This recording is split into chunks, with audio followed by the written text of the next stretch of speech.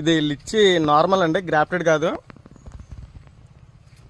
లిచ్చి అయితే ఏర్పాటు చేసామండి. లిచ్చి మొక్క మినిమం మనకి కాస్తుందండి, కాయదనట్లేదు కానీ మినిమం ఒక 4 నుంచి 6 సంవత్సరాలు పడుతుందండి కాయటానికి, ముదిరి కాయడానికి.